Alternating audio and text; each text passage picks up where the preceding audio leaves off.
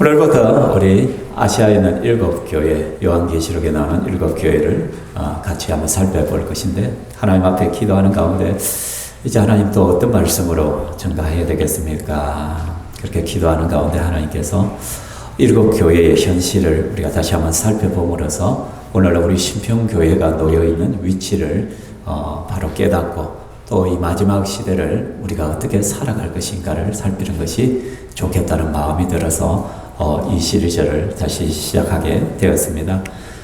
지금 아시아 7교회 지금 어디에 있느냐? 터키에 있죠. 튀르키예 지역의 서쪽 해안 부분에 보면은 7교회가 놓여져 있습니다. 옛날에 있던. 물론 지금에는 그 교회의 터는 거의 없습니다. 그 도시 유적만 조금 남아있을 뿐인데, 7교회를 가만히 살펴보면은 서머나 교회 같은 경우는 하나님 앞에 칭찬만 들었던 교회입니다. 7교회 가운데 하나, 아주 극소수에 해당하는 것이죠. 그리고 하나님께 칭찬과 책망을 비슷하게 받았던 교회가 3개가 나면 에베소, 버가마, 두아디라 교회가 나타나고요. 근데 칭찬과 책망이 같이 받는데 책망이 더 많았던 교회가 어디냐? 4대 교회였다는 것이죠. 근데 칭찬이 더 많았던 교회가 또 있어요. 바로 빌라델비아 교회입니다. 그렇다면 마지막 라우디게아 교회는 어떤 교회였을까요? 책망만 받은 교회가 라우디게아 교회라는 것이죠. 그렇다면 여러분, 우리 신평교회는 과연 어디에 위치해 있겠냐는 것이죠. 혹 우리 교회가 하나님 앞에 책망만 받는다. 굉장한 큰 비극이잖아요. 바라옵기는 우리가 칭찬만 받으면 얼마나 좋겠어요, 그죠? 그런데 이 땅의 지상교회 가운데 과연 칭찬만 받은 교회가 있을까? 없을 거라 저는 생각합니다. 그렇다면 우리 교회의 위치는 칭찬과 책망을 아마 같이 받지 않겠느냐? 그런데 칭찬이 많을까? 책망이 많을까?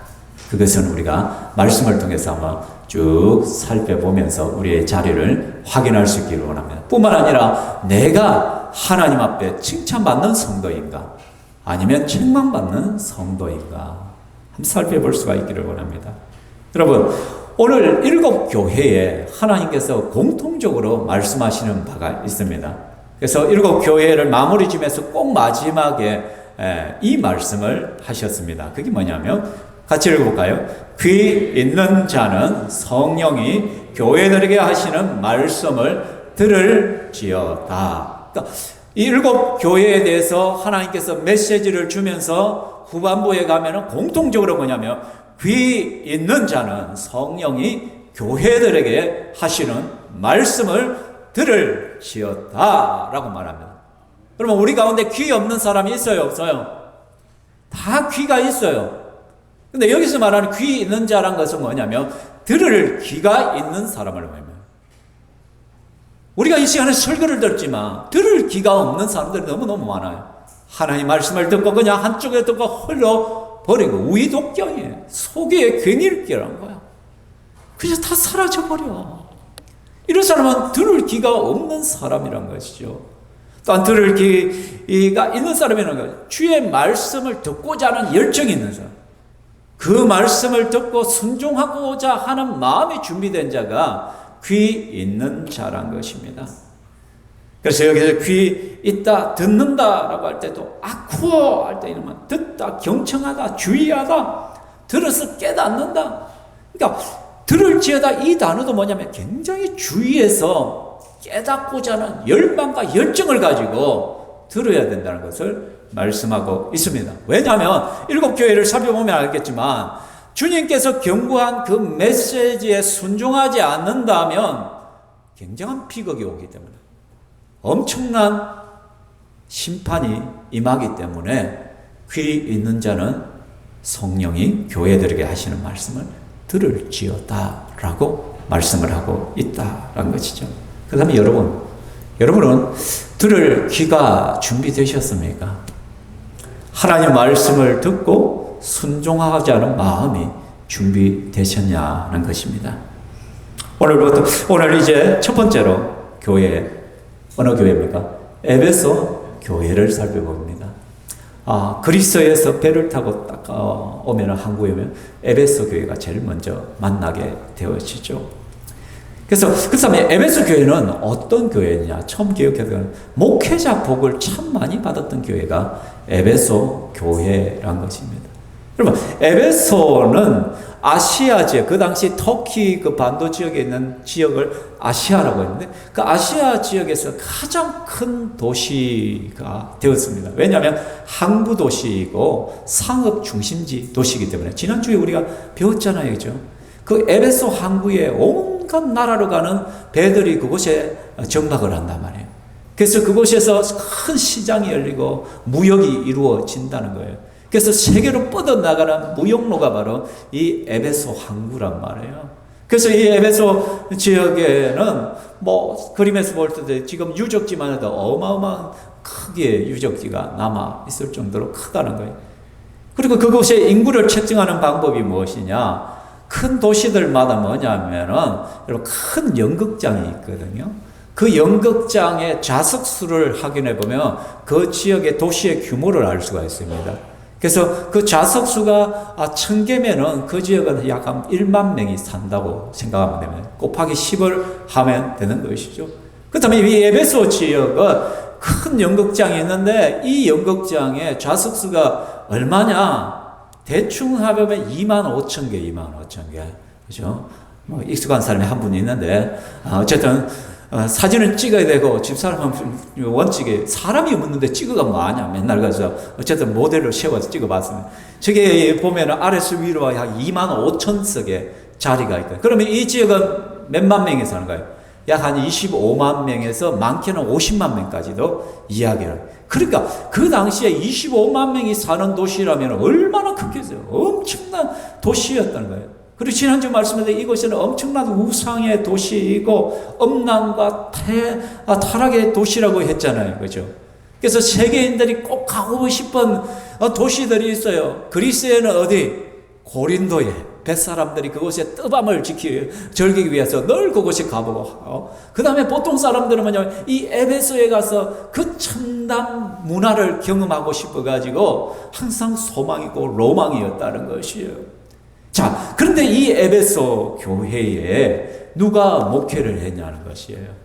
원래 에베소 교회를 누가 개척했느냐는 정확하지 않은데 아마 브리스길라와 아굴라가 개척했을 가능성이 높아요. 왜냐하면 2차 선교여행을 하면서 사도 바울은 잠깐 들렸다가 예루살렘으로 가거든요.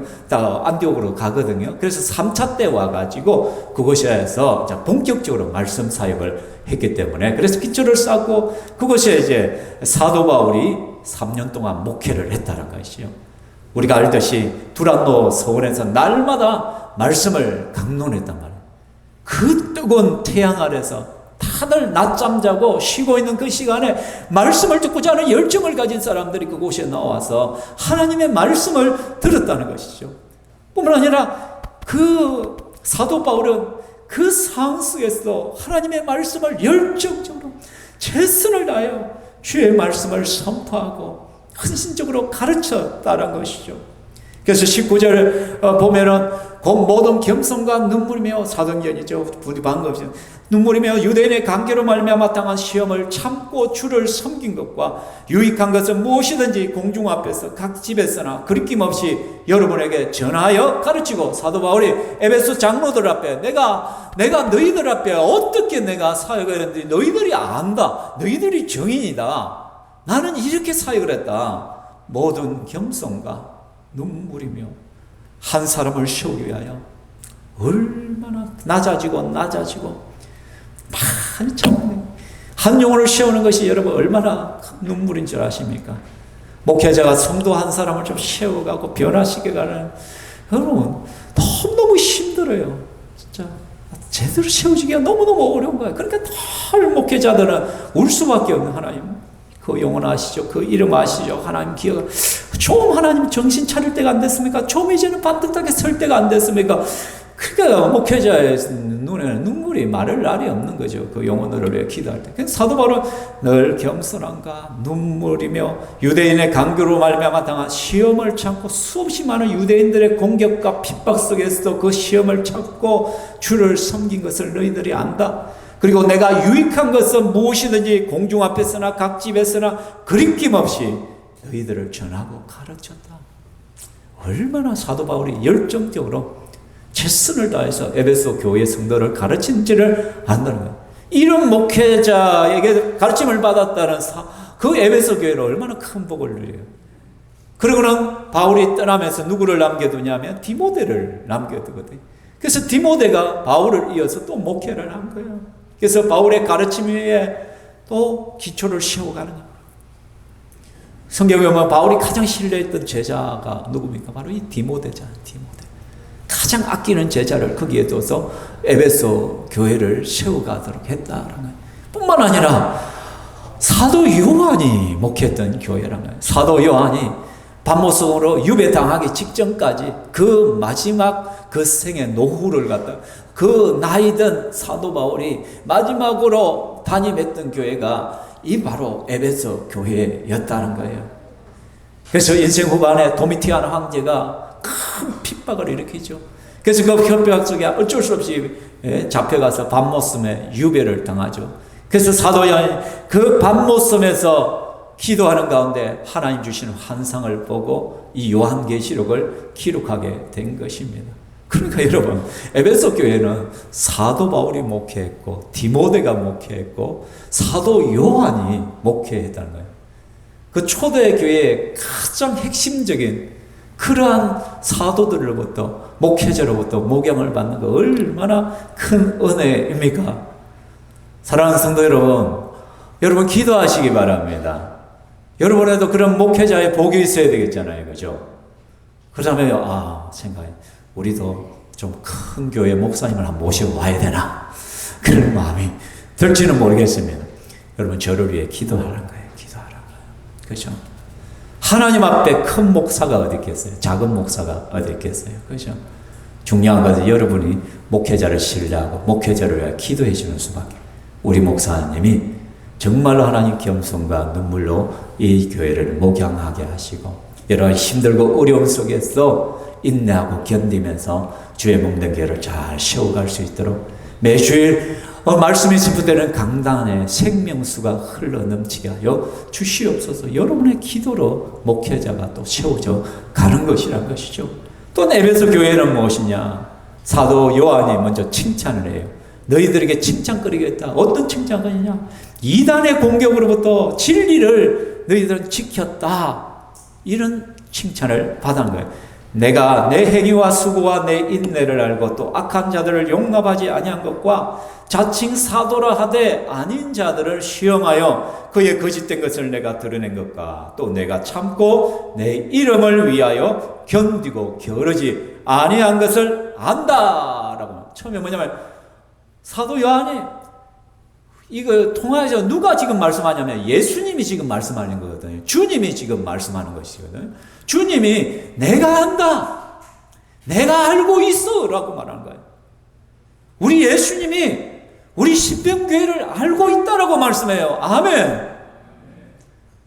우리 예수님이 여러분을 알고 계셔요. 알고 계셔. 예수님이 할 일도 많은데 관리해야 될 사람도 엄청날 것인데 관리해야 될 일도 많으실 텐데 과연 나 같은 개인을 알고 계실까? 알고 계십니다.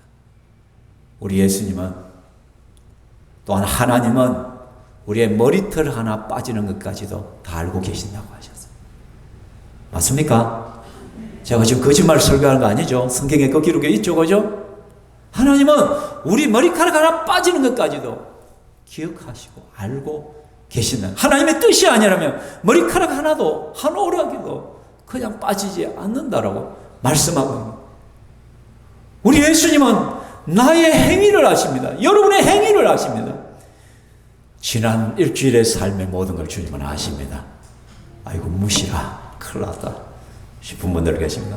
내가 어떤 생각을 하고 어떤 말을 하고 어떤 행동을 하며 사는 것을 주님은 다 알고 계십니다. 굳이 내가 알리려고 하지 않아도 내 수고를 안친다. 내가 주를 위하여 한 수고들, 땀 흘린 것들, 눈물 흘린 것들, 고생한 것들, 희생한 것들, 그거 굳이 내가 이렇게 했습니다라고 말하지 아니할지라도 주님은 알고 계시는 거예요. 너의 인내를 안다. 그래, 네가 얼마나 참았는 걸 안다. 신앙생활을 할 때, 교회를 섬길 때 힘든 거 참 많지. 어떤 인간 때문에 감정도 상하지, 마음도 아프지. 그것도 내가 다 알고 있어. 그리고 네가 참고 게으르지 않고 열심으로 살았던 거, 그거 다 알고 계신다 라고 말씀을 하고 있다. 우리는 생각하기를 내가 또 벌려야만, 내가 이야기를 해야, 나를 피할해야만 나를 안다라고 생각해요. 표현을 해야 된다. 그래서 오늘날 교육은 야, 말을 해야지, 표현을 해야지, 입 닫고 있으면 어떻게 알아? 그래서 자꾸 말하라고 말해요. 근데 우리 주님은 굳이 내가 말하지 않아도 주님은 아시는 거예요. 아멘. 내 신음소리를 알고, 내 눈물을 알고, 내가 얼마나 발버둥 치고 있는지를 우리 주님은 아는 거예요. 내가 어떤 일을 참 마음 아프고 힘들지만 참고 견디고 이기고 있다는 걸 주님은 또 다 알고 계신다는 것이에요. 네가 악한 자들을 용납하지 아니한 것과 내가 안다라고 말해요. 자칭 사도라 하되 아닌 자들, 그러니까 뭐 거짓 사도들이 일어나서 내가 하나님의 계시를 받았다면서 엉뚱한 것을 가르치는 자들이 에베소에서도 있었거든요. 에베소 교회에 침투를 했거든요. 그런데 에베소 교인들이 어떻게 딱 분별해내는 거예요. 저거 가짜 백이네. 전 가짜야. 저 잘못된 교리야. 그래서 거짓된 것을 네가 드러낸 것을 잘 분별하고. 자, 여러분, 거짓 신앙, 거짓 교리를 분별해서 드러내게 한다는 것은 이거는 신앙 수준이 높아야 돼요, 낮아야 돼요? 높아야 돼요. 하나님의 말씀을 제대로 알지 못하면 구분해낼 수 없어요. 이단들이 와가지고 이 말씀하고 저 말씀하면 그런가? 혹 해가지고 그냥 막 다 따라가. 한국교회 이단들이 얼마나 많이 있을지. 그런 성도들의 무식감 때문이야. 성도들이 하나님의 말씀을 너무너무 모르니까, 하나님 말씀을 알려고 하지 아니하니까, 단편적으로 하나님이 나를 사랑하신대, 하나님께서 우리에게 복 주신대, 맨날 기복적인 신앙 그 정도만 알고 있는 거야.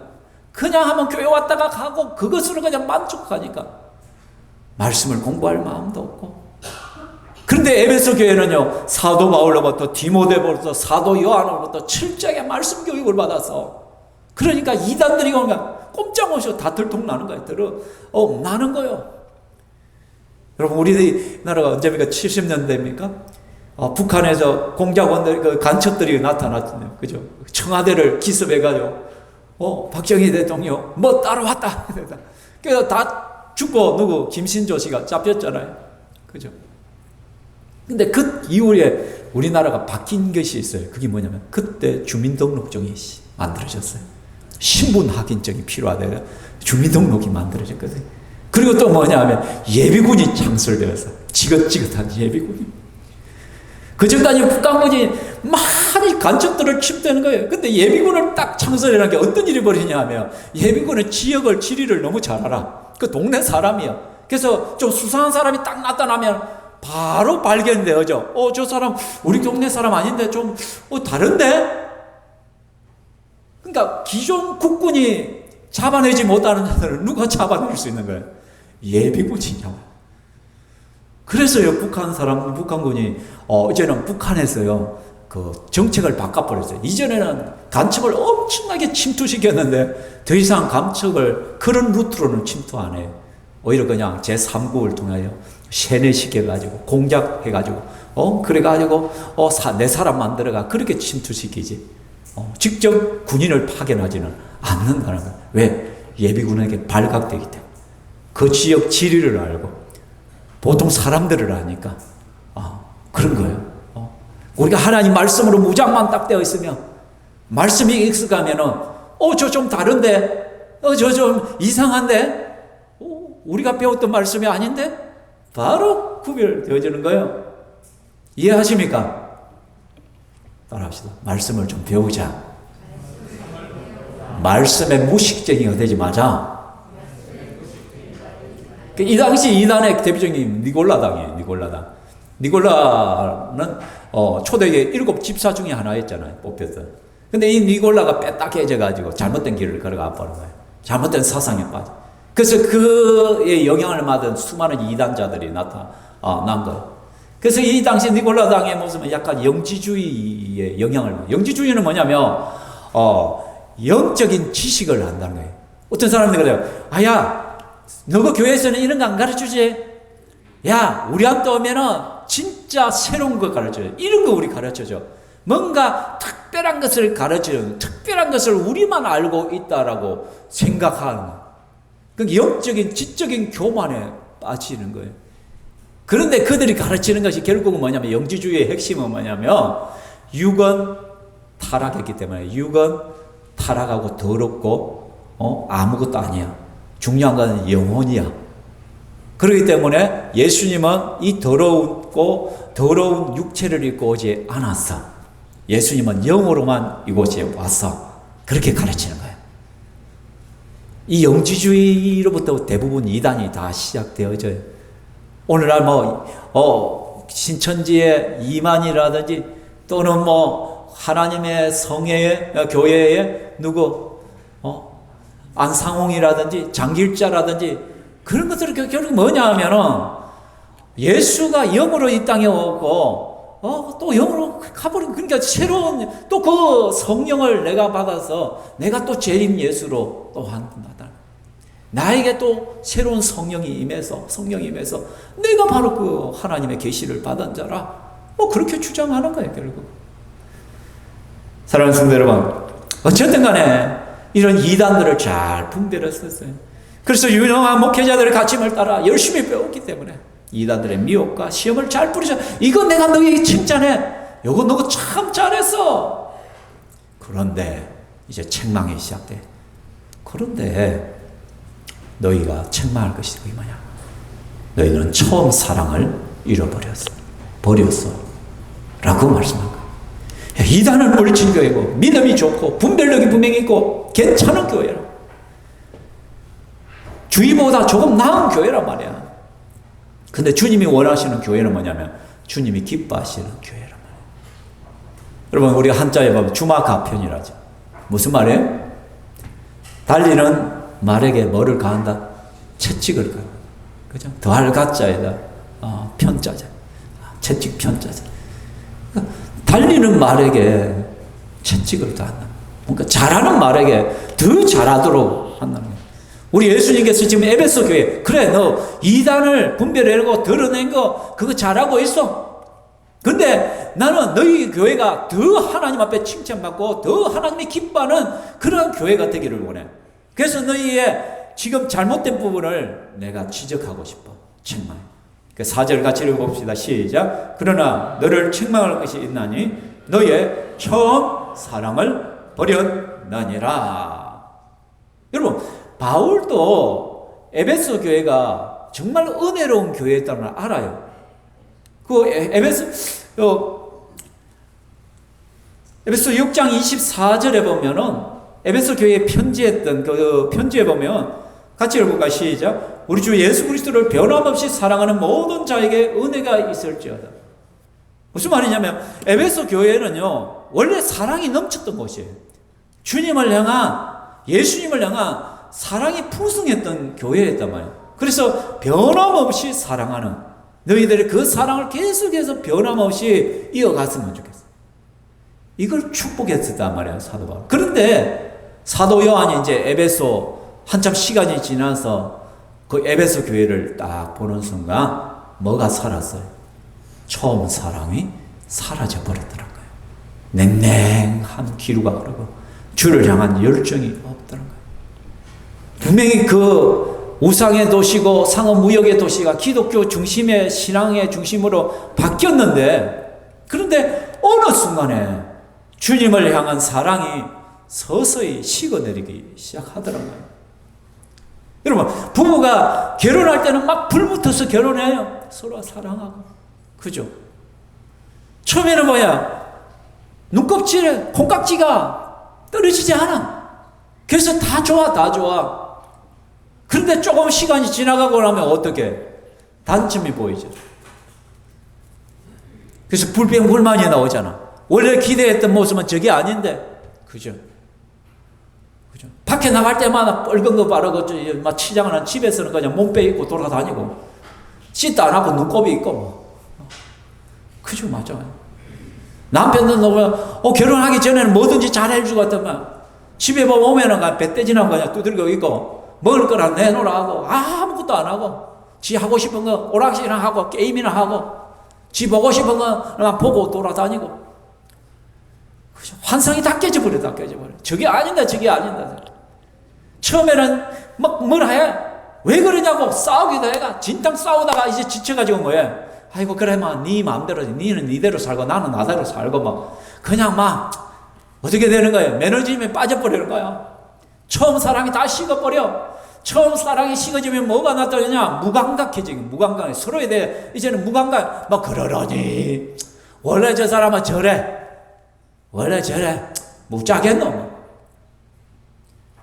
여러분, 신앙이 바로 이런 거예요, 신앙이. 주님을 향한 그 열정이, 뜨거움이 사라지기 시작하면 무감각해지기 시작해. 내가 말씀을 읽지 않아도 무감각해. 예배를 빼먹어도 무감각해져. 기도하지 않아도 무감각해져. 이게 뭐? 아무렇지도 않아. 전에는 주님을 사랑할 때는 내가 좀 말씀을 읽지 않으면 내가 이러면 안 된다. 내가 주의 말씀을 읽어야지. 예배를 한번 빼먹으면 내가 막 큰 벌을 받을 것 같은 두려움에 빠져. 그래서 절대 예배를 안 빼먹으려고 해. 예배를 내 삶의 최우선순위에 둬. 그리고는 어떻게 좀 문제만 있으면 주님 앞에 엎드려 주여 하고 기도를 했단 말이야. 주님 안에서 문제를 해결하려고 하고. 그래서 때로는 한번 미친 척하고 새벽 기도도 나와보고 막 그렇게 했단 말이야. 근데 어느 순간부터 보면 핫바지 방귀 새듯이 그냥 막 쉬 빠지기 시작했지. 그렇게 되면서 이제는 교회 예배를 빠져도 괜찮고 말씀을 읽어도 뭐 그게 그런 것 같고 설교 시간에 별 기대도 없고 목사님 또 저 소리 하고 있네. 똑같은 말을 하고 있네. 무감각해져. 무감각해지면 뭐냐? 의무감만 남아요. 부부관계가 무감각해지면 의무만 남아요. 남편은 직장에 가서 돈만 벌어다 주고 아내는 그냥 밥만 해먹이고 그냥 그렇게 하는 거예요. 그냥 아이 때문에 사는 거예요. 애 키우는 그냥 애를 그는 의무감으로 사는 거예요. 의무감. 이미 심리적으로는 이혼 상태야. 이게 도장만 안 찍었지. 같은 집에서 잠만 잘 뿐이지. 이미 심리적으로는 이혼 상태. 의무감만 남았다. 의무감. 그래도 내가 결혼했으니까 뭐 생계는 책임져 줘야지. 내 애 키우는 데는 내가 감당해 줘야지. 근데 조금만 열받으면 언제든지 어떻게 뛰어가 도장 찍을 준비가 다 돼. 이게 처음 사랑이 식어버리니까 처음에 대한 그게 있어. 근데 그리스도 안에서의 부부는 어떻게 해요? 시간이 갈수록 더 사랑스러워요. 더 좋아져야 돼. 그렇죠? 안 그래요? 여러분 다 그렇죠? 안 그렇습니까? 저는 세월이 갈수록 더 좋던데. 저는 아직도 콩깍지가 안 벗겨진 것 같아요. 사랑하는 성도 여러분, 형식주의만 남아요. 신앙에도 무감각해지면. 주일 되면 성경 들고 교회는 와. 요즘은 성경도 안 들고 오지. 놔두고 다니죠. 교회는 와. 예배는 드려. 헌금도 해. 때로는 뭐 청소도 해. 교회 뭐 당분 뭐 등재해놓으면 뭐 밥도 하긴 해. 근데 형식적 의무감이야. 안 하면 안 되니까. 해야 돼. 그 안에 기쁨이 없어. 즐거움이 없어. 그 원인이 뭐냐는 거예요. 사랑하는 마음이 사라졌기 때문에 주님을 향한 사랑이 식어버렸기 때문에 그렇다는 거예요. 예수님이란 이름만 불러도 눈물이 핑 돌 때가 있단 말이야. 예수님이 나를 위하여 십자가에 죽으시고 부활하셨다. 그 사건만으로도 가슴이 뛸 때가 있다는 것이죠. 아니 내 같은 죄인을 위하여 우리 주님께서 이런 일들을 하셨다. 하나님의 말씀을 들어도 가슴이 뜨거워졌던 때가 있단 말이야. 그런데 어느 순간에 다 사라져. 그러니까 오늘 예수님께서 우리에게, 여러분 요한계시록 말씀은 예수님의 메시지예요. 오늘날 우리 교회를 바라보면 너무너무 안타까워하면서 우리 예수님께서 친히 말씀하시는 거예요. 같이 한번 읽어봅시다. 시작.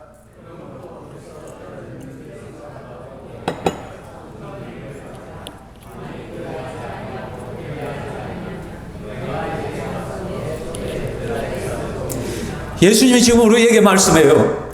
어디서 그 처음 사랑을 떨어져 나갔는지, 잃어버렸는지 생각하는 거예요. 생각. 원인을 찾으라. 회개하여 처음 행위를 가지라.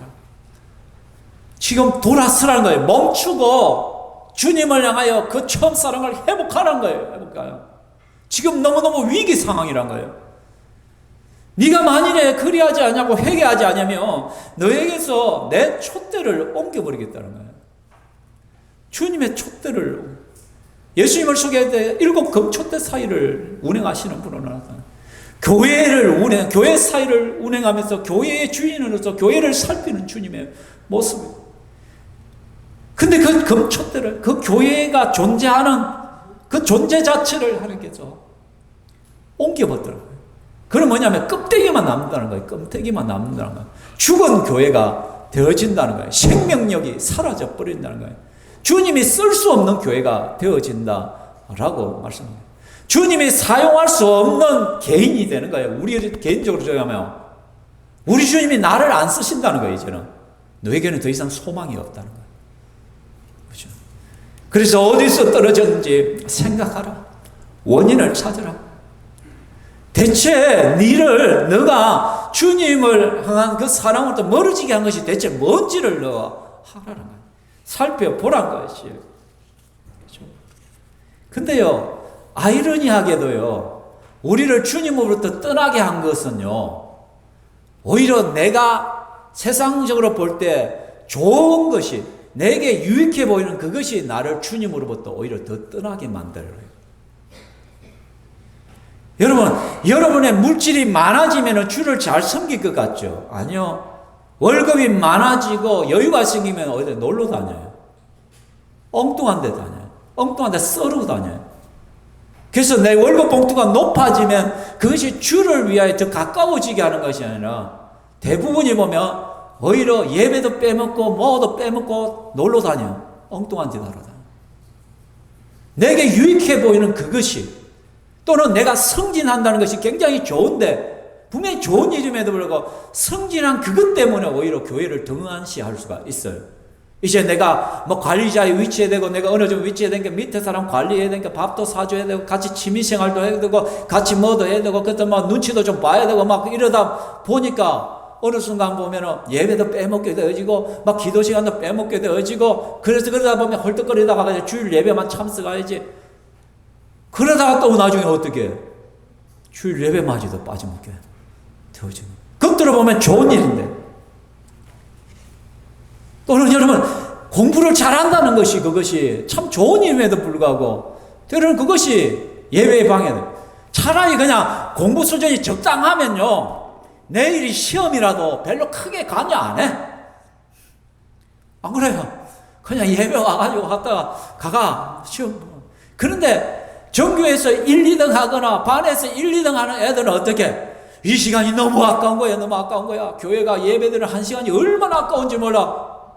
다른 놈들은 지금 시험 공부하고 있을 텐데 나는 지금 여기서 뭐 하고 있지? 그래서 예배를 드리면서도 머리에 생각은 엉뚱한 데가 있는 거야. 공부 잘한다는 것이 오히려 주님으로부터 멀어지게 만든다는 거예요. 지난주에 우리 목사님들 모임 건데 어떤 목사님이 그 이야기를 하는, 삼형제가 있는데 자기 형님 둘이가 그리 똑똑했대요. 진짜 전교 1등하고 막 그래. 그런데 뭐라고? 똑똑하면 뭐해? 첫째 형은 전교 1등하고 좋은 대학을 갔는데 지금 정신과 치료 받고 있대. 너무 똑똑해가 정신과 치료. 둘째 형은 지 잘난 맛에 사업하다가 깡그리 망해가지고 캐나다 유학 갔대. 공부에 관심도 없던 자기는 어쩌다 보니까 목사가 돼 있다. 그래가지고 가까이 있는 부모를 섬기고 있대. 제가 말하면 공부하지 말라는 것이 아니라 오히려 그 똑똑함이 때로는 신앙의 방해가 될 수 있고 신앙으로부터 멀어지게 할 수가 있는 것이란 것입니다. 그래서 내게 좋은 것이, 그러니까 여러분으로부터 하나님을 떠나게 했던 것이 대체 뭔지를 가만히 살펴봐요. 그 바쁨이, 직장생활이 너무 바빠서 바쁘다 보니까 돈은 많이 버는데, 그런데 예배 생활이 제대로 안 돼, 말씀 생활이 안 돼, 기도 생활이 제대로 안 돼.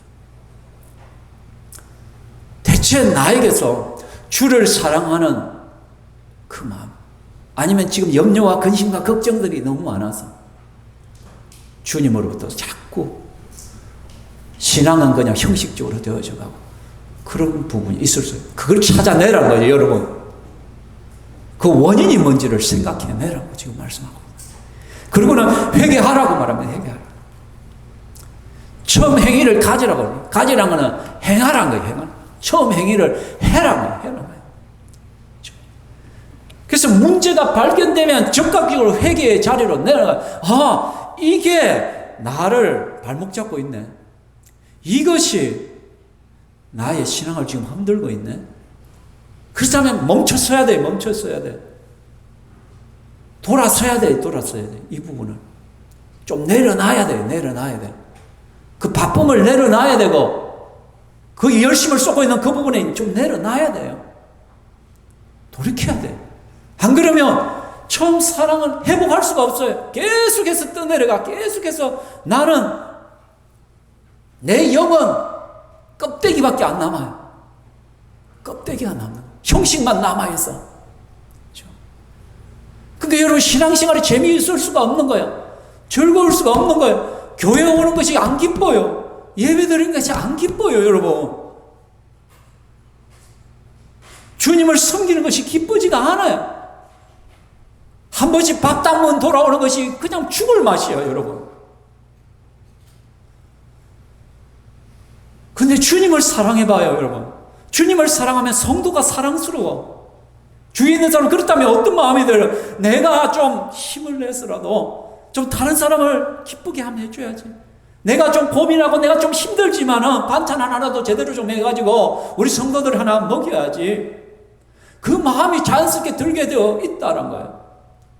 이번에 우리 연합수련을 하다 보니까 아이들이 달라진 모습이 뭐냐면, 전에는요, 항상 보면 게임을 해가지고 제일 꼴찌 하는 팀이 설거지를 해야 되거든. 그러니까 꼴찌 되면 막 인상이 가. 아이고, 설거지다. 막 하는데, 이번에는 애들이요, 제가 꼴찌 못했는데도 기뻐해. 그리고는 내가 꼴찌가 아닌데도 그냥 도와줘. 가가지고, 뭐 도와줄게. 막 해가지고, 같이 도와가지고, 같이 해. 가는 거예요. 와, 수련회 때 하나님 말씀의 은혜를 받으니까, 주님의 사랑하는 마음이 생기니까, 주위 사람들을 도우고 싶어, 섬기고 싶은 마음들이 생겨나더란 거예요. 사랑하는 성도 여러분, 여러분이 뭔가 주의 일을 하는 데서 기쁨이 없다, 즐거움이 없다, 의무감으로 지금 하고 있다. 요즘 더워 얼마나 짜증나요, 힘들어요. 그죠? 그런데 여러분의 마음 상태를 한번 잘 살펴보시기 바랍니다. 기쁨이 없고 감사가 없으면, 즐거움이 없으면 나는 지금 굉장히 위험한 상태에 있다는 거예요. 지금 예수님께서 에베소 교회를 너가 지금 이거 회개하지 않냐면 너에게서 촛대를 내가 옮겨버릴 거야. 껍데기만 남은 거 나는 사용할 수 없어, 쓸 수 없어. 형식적인 신앙 나는 두고 볼 수가 없어. 내 앞에 예배를 드린다고, 내 앞에서 너희들 신앙생활을 한다고, 근데 너희 속에 기쁨이 없는, 즐거움이 없는, 그걸 나는 더 이상 볼 수가 없어. 주님이 말씀, 빨리 우리는 회복해야 돼. 빨리 회복해야 돼. 이 부분을, 심각성을 우리는 알아야 된다라는 것이에요, 여러분. 그러면서 뭐라 하냐면, 처음 행위를 회복하라. 근데 회개하지 않으면 내 촛대를 그 자리에서 옮기리라. 왜? 너희들은 죽은 교회. 안 그래도 죽은 교회인데 촛대까지 옮겨버려. 너희는 완전히 죽은 교회. 빛이 사라지는 거예요. 소망이 사라지는 거예요. 너그 교회는 존재할 이유가 없어. 세상의 소금과 빛으로 살아가야 되고, 복음의 영향력을 가지고 살아야 된대. 죽은 그런 신앙과 죽은 상태는 나는 볼 수 없어. 쓰임받지 못하는 교회가. 여러분, 우리 교회에 하나님께서 영혼을 보내주지 않는 거예요. 그는 우리에게 심각한 문제가 있기 때문에 영혼을 보내주지 않는 거예요. 우리 안에 주님을 향한 사랑이 없고 이미 주님이 쓰실 수 없는 교회가 되어 있는지도 몰라요, 여러분. 그러니까 영혼을 안 맡기려. 사람들을 안 맡기려. 저는 기도하면서 이 설교를 준비합니다. 하나님, 우리 신평교회를 살려주십시오. 주님이 촛대를 옮겨가시면 어찌합니까? 유명무실한 교회, 무의미한 교회로 남아있으면 뭐하답니까? 아무 의미가 없지 않습니까, 하나님? 우리가 주님 앞에 쓰임받기를 원합니다. 도와주옵소서. 예수님이 부활하시고 베드로를 만나잖아요. 그리고 예수님 묻습니다. 요한의 아들 시몬아, 내가 이 사람들보다 나를 더 사랑하느냐?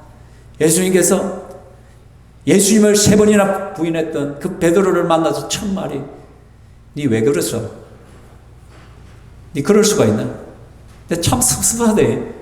내가 니한테 얼마나 많은 것을 쏟아부었는데 니가 어떻게 그럴 수 있어? 니가 어떻게 나와 함께 죽기까지 갖고 있던 니가 어떻게 나를 부인할 수 있어? 책망한 것이 아니라, 부끄럽게 한 것이 아니라, 우리 주님께서 첫 질문이면, 요한의 아들 시몬아, 네가 이 사람들보다 나를 더 사랑해? 너 내 사랑하니? 이거 질문이에요, 이거죠. 그때 베드로가 뭐냐? 주님 그러하나이다. 내가 주님을 사랑하는 줄 주님께서 아십니다. 비록 내가 주님을 3번 부인했지만, 그렇지만 내 마음 중심은 정말 주님을 사랑하고 싶고 주님을 따라가고 싶고, 그것이 내 마음입니다. 주님, 정말 내가 주님을 사랑합니다. 주님 아시지 않습니까? 주님이 내 마음을 아시지 않습니까? 내가 좀 뒤숭떨고 내가 실패하고 넘어지고 쓰러질지라도 주님 내 마음 아시지 않습니까? 그때 주님께서 그 마음의 고백을 받으시면 어떻게? 그래? 그럼 됐다. 내 어린 양을 먹이라. 3번 물으셨잖아요. 3번 답안. 그래서 3번 말하면 네 양을, 내 양을 줘. 내 양을 먹여. 주님께서 사명을 주시는 거예요. 어떤 사람에게 사명을 주시냐? 주님을 사랑하는 사람에게 사명을 주시는 거예요. 하나님의 교회가 주님을 사랑하지 아니하면 사명이 없어져요. 사명이 사라져 버려요. 주님이 쓰실 수가 없는 거예요. 여러분, 우리 나이 핑계 대지 맙시다. 죽을 때까지 우리는 사명자예요. 아멘. 우리 오소래 집사님 계시지만 오소래 집사님 하나님 부르시기 전까지 사명자예요. 어떤 사명? 교회를 위하여 기도하는 사명이 있어요. 만나는 사람에게 예수님 전하는 사명이 있어요. 그죠? 입 열 줄 알면 예수님 전해야지. 입 열 줄 알면 기도해야지. 무슨 나이 탓에 자꾸. 여러분, 마태복음 16장에서는 우리의 신앙 고백을 받았잖아요. 베드로에게. 주는 것이요 살아계신 하나님의 아들이라는 신앙 고백을 받아요. 신앙 고백에는 구원이 주어져요. 영생이 주어져요. 근데 두 번째 하나님께서 고백을 받고 싶어요. 그게 뭐냐면 사랑 고백이에요. 우리에게. 너 나를 사랑하니? 예, 주님 사랑합니다. 그러면 내 양을 먹여. 내가 너에게 영혼을 맡길게. 신평교회야, 너희들 나를 사랑해? 예, 주님 사랑합니다. 그렇다면 내가 영혼들을 너에게 맡겨. 내가 너에게 맡길게. 좀 잘 부탁해. 주님께서 우리에게 부탁해요. 그인 거예요. 귀 있는 자는 성령이 교회들에게 하시는 말씀을 들을지어다. 이 길은 그에게는 내가 하나님의 낙원에 있는 생명나무의 열매를, 예수 믿는 자에게는 이미 생명나무가 주어져 있다. 근데 그 열매를 계속 먹어야 돼. 생명나무 열매를 계속 먹어야 내 영혼이 풍성해져. 내 안에서 영생이 흘러나와. 그래서 다른 사람에게 선한 영향을 끼치려 했다. 또 생명나무를 먹는다는 것은 뭐냐? 먹고 마신다는 거예요. 주님 안에서. 주님과 교제가 풍성해지는 거예요. 기도할 때 나를 만나주시고, 성경 읽을 때 나를 만나주시고, 하나님 말씀에 순종하러 갈 때 주님 나를 찾아오시고 만나주시고, 그래서 늘 주님이 나와 함께 하시는 그 기쁨과 즐거움을 내가 누리게 되어지는 거예요. 아멘. 근데 안타깝게도 에베소 교회는요, 회개하지 않아요. 그래서 지금 에베소 교회는 다 사라지고, 그 도시터도 다 허물어지고, 그 에베소의 그 아름답던 항구가요, 항구가 폐쇄가 돼버려요. 대적층이 생겨서 항구가 사라져버려요.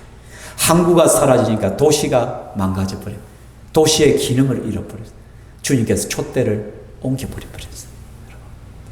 폐허만 남는 교회. 이게 우리 신평교회가 될 수가 있어요, 여러분. 몇 년 안에 그 일이 벌어질 수도 있다란 말이에요. 우리가 정신 차리지 않아요. 주님을 향한 처음 사랑을 해요. 말씀을 읽고자 합니다. 제가 유튜브를 보다가 한 영상을 봤어요. 너무나도 감동적인 영상이었는데 꼭 한 봤으면 좋겠는데, 그 영상이 무슨 영상이냐면 젊은 부부가 나와요. 근데 몇 년을 같이 살았는데 첫 사랑이 식어버린 거예요. 그게 형식만 이제 남은 부부인 거예요.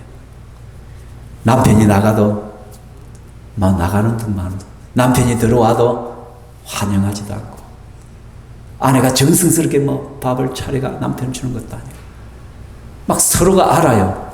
이게 아닌데, 결혼 생활이 이게 아닌데, 뭐 결혼 기념이 되어서도 축하해 하고 선물을 주는데 선물에 대한 감동도 없어. 그냥 형식적으로 의무감에 지켜가는 것이에요. 그러자 남편이 드디어 무겁게 말을 건네요. 여보, 우리 이혼하자고. 당신도 알지 않냐고. 우리가 지금 이렇게 살아가지고 부부생활이 아니다 이거. 즐거움이 없고 서로에 대한 기대도 없고 감동도 없지 않느냐.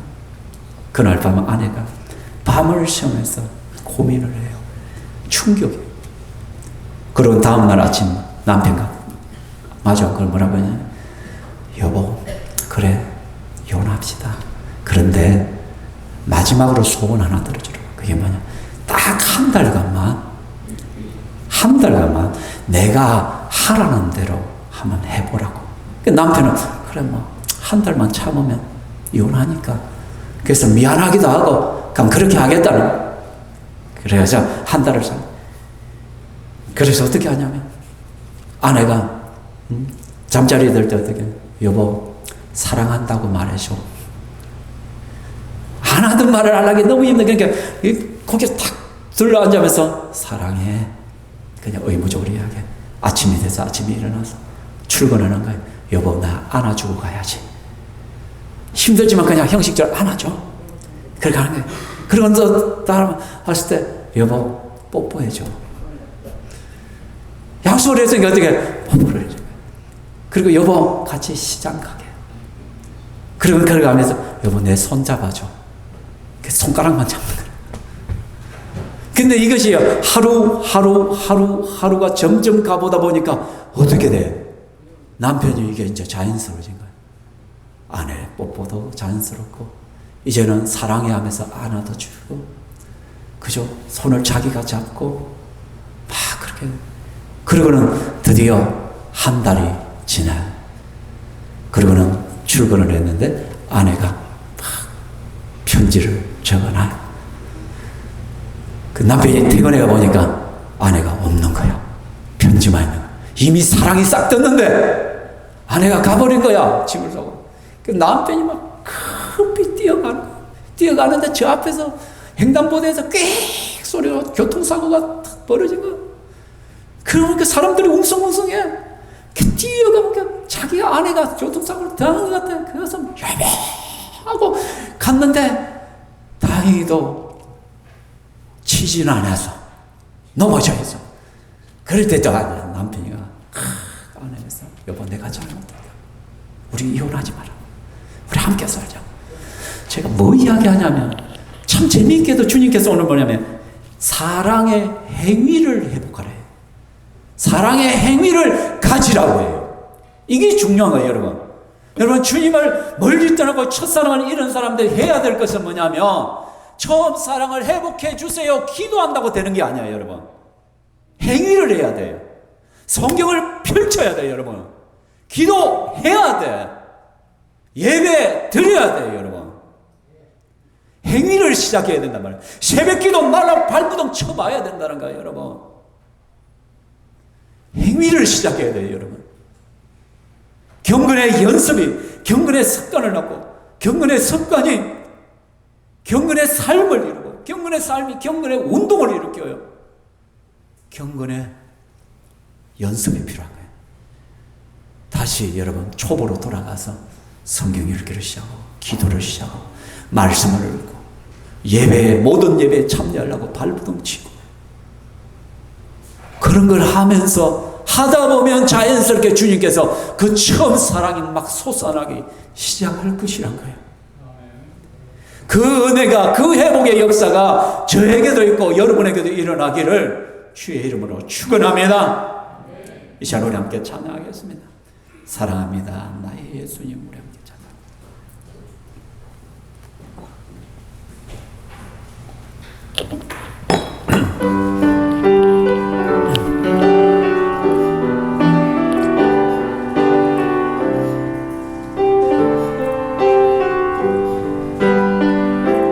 사랑합니다, 나의 예수님. 사랑합니다, 아주 많이요. 사랑합니다, 나의 예수님. 사랑합니다, 그것뿐이에요. 사랑한다 아들아. 네, 주님도 우리를 사랑한다고. 사랑한다 아들아. 내게 축복 더하노라. 사랑합니다, 나의 예수님. 사랑합니다, 아주 많이요. 사랑합니다, 나의 예수님. 사랑합니다, 그것뿐이에요. 자기 이름을 넣어서 은하나 내가 너를 잘 아나. 사랑한다, 주님이 고백합니다. 여러분이 일어나서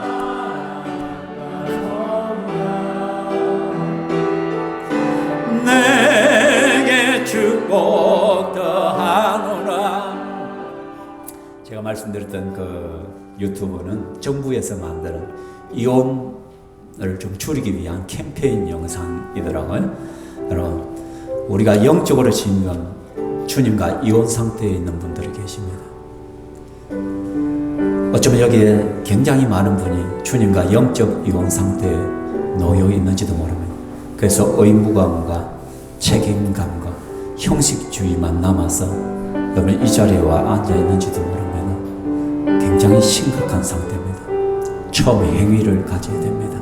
돌이켜야 됩니다. 내가 발부둥 치지 아니하면 주님이 촛대를 옮겨버리실 것입니다. 죽은 교회가 될 것이고 껍데기만 남은 신자가 될 것입니다. 하나님, 우리를 불쌍히 여겨주옵소서. 우리를 긍휼히 여겨주시옵소서. 우리를 살려주십시오. 우리가 이제부터 처음 사랑의 행위를 시작하고자 합니다. 내 의지력을 붙들어 주시고 주님을 더욱더 가까이 하고자 합니다. 주님, 나에게 마음을 주시옵소서. 순종하게 하여 주시옵소서. 함께 기도하겠습니다. 같이 기도하겠습니다. 살아계신 하나님 아버지, 이 시간 우리가 주의 말씀을, 하나님 아버지, 우리가 영적인 이혼 상태에 있음을, 영적인 파산 상태에 있음을 하나님 앞에 고백하고, 주여 불쌍히 여겨주시옵소서. 주여 긍휼히 여겨주시옵소서. 우리가 이대로 머물지 않기를 원합니다. 주님께서 우리를 해방시켜 주시옵소서. 주님 앞에 우리가 회개하며 돌이키기를 원합니다. 하나님, 나에게 유익하는 그것이 오히려 주님으로부터 멀어지게 하는 것들이 되고 있습니다. 그 물질이, 그의 바쁨이, 하나님 그 인정받음이, 그 일들이 나를 주님으로부터 떠나가게 만들고 있사옵니다. 내가 영적 파산 상태에 있는데 하나님 아버지께서 돌이켜 주시기만을 원합니다. 내 심령이 더욱더 주님을 붙들며 귀 있는 자는 성령이 교회들에게 하는 말씀을 들을지라 말씀하시는데, 우리가 그 말씀을 듣고 회개하며 돌이키게 하여 주시옵소서. 구체적으로 발버둥치게 하여 주시옵소서. 주님 앞에 나오게 하여 주시옵소서. 주여 도우시고 응하시고 이루어 주시옵소서. 우리 심령교회를 살려주시고 내 영혼을 살려주시옵소서. 주님 도와주시옵소서. 하나님 감사합니다. 오늘 말씀을 들으면서 내가 영적으로 이미 파산 상태에 있고 영적으로 이미 주님과 이혼 상태에 있는 것들을 발견합니다. 의무감만 남고 형식주의만 남아있는 내 모습을 회개합니다. 주님 용서하여 주시옵소서. 세상적으로 볼 때 좋은 것들이 오히려 유익했던 것들이 기뻐하는 그것이 오히려 나를 주님으로부터 멀어지게 하고 있습니다. 주여 용서하여 주시옵소서. 이 시간 그 원인들을 우리가 알게 하여 주시고 그 원인들을 하나님 앞에 하나씩 내려놓게 하여 주시옵소서. 또한 우리에게 처음 행위를 가지라고 말씀하시는 주님, 이제부터 하나님 내가 의지를 사용해서 주님을 가까이 하기를 원합니다. 예배의 자리로 나오고자 합니다. 기도의 자리로, 말씀의 자리로, 순종의 그 자리로, 헌신의 자리로 서기를 원합니다. 주님 기쁨을 주시고 즐거움을 주시고 생명력이 넘쳐나게 하여 주시옵소서. 생명나무의 열매를 풍성히 따먹을 수 있도록 성령이여 역사하여 주시옵소서. 그래서 이 마지막 시대에 신병교회를 통하여 우리 한 사람 한 사람을 통하여 하나님께서 일하시고 하나님께서 영광받아 주시옵소서. 우리에게 영혼들을 맡겨 주시옵소서. 촛대가 옮겨지는 비참한 교회가 아니라 계속해서 그 촛대에 생명의 불이 활활 타오르는 신평교회가 되게 하여 주시옵소서. 또 그러한 사역들을 위하여 물질이 필요하기에 주님 앞에 또 올려드립니다. 주님께서 받아주시옵고 그 물질을 통하여 또 영혼을 살린 그 일들에 쓰임받게 하여 주시고 이번 한 주간의 삶 속에서 주님과 동행하며 그 처음 사랑의 행위들을 행하는 우리 모든 성도들 되게 하여 주시옵소서. 살아계신 예수님 이름으로 기도하옵나이다. 아멘. 주 예수 그리스도의 은혜와 하나님의 사랑과 성령 하나님의 교통 위로하심이 이 자리에 함께 주의 건수들 머리 위에 영원토록 있을지어다. 아멘.